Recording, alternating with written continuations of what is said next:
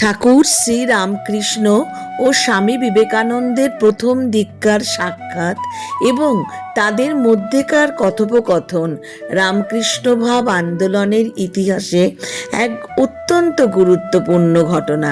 নরেন্দ্রনাথ যখন ঈশ্বরের অস্তিত্ব নিয়ে তীব্র সংশয়ে ভুগছিলেন এবং সত্যের খোঁজে ব্যাকুল ছিলেন, তখন তিনি শ্রীরামকৃষ্ণের কাছে গিয়ে একটি সোজা প্রশ্ন করেছিলেন এবং তার উত্তর পেয়েছিলেন।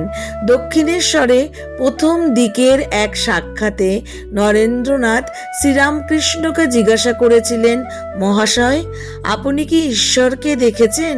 শ্রীরামকৃষ্ণ বিন্দু মাত্র দ্বিধা না করে উত্তর দিয়েছিলেন, হ্যাঁ রে, দেখেছি। যেমন তোকে দেখেছি তার চেয়েও স্পষ্টতরভাবে তাকে খুঁজে পেয়েছি এবং তাকে দেখেছি। তুই যদি চাস তোকেও দেখাতে পারি।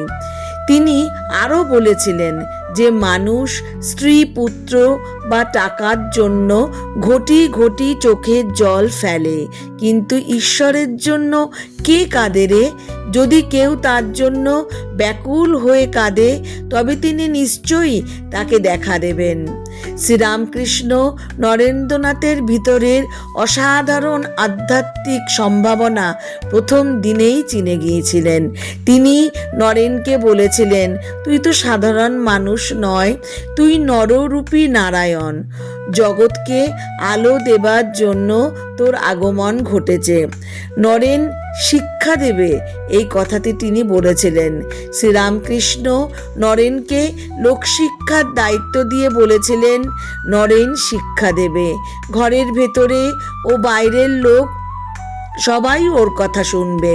শ্রীরামকৃষ্ণ একদিন কথায় কথায় বলেছিলেন, জীবে দয়া নয়, শিব জ্ঞানে জীব সেবা করা উচিত।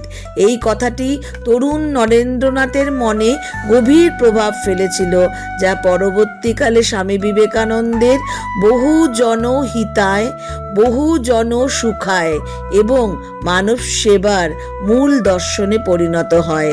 শ্রীরামকৃষ্ণের দেহত্যাগের কিছুদিন আগে তিনি নরেন্দ্রনাথকে ডেকে তার সমস্ত আধ্যাত্মিক শক্তি নরেনের মধ্যে সঞ্চারিত করে দিয়ে বলেছিলেন, আজ তোকে সর্বস্ব দিয়ে আমি ফকির হলুম। এই শক্তি দিয়ে তুই জগতের বহুত কাজ করবি। কাজ শেষ হলে তবে আবার ফিরে যাবি। শ্রীরামকৃষ্ণের এই বাণী ও নিখাদ ভালোবাসাই নরেন্দ্রনাথকে পরবর্তীকালে বিশ্ববরেণ্য স্বামী বিবেকানন্দতে রূপান্তরিত করেছিল।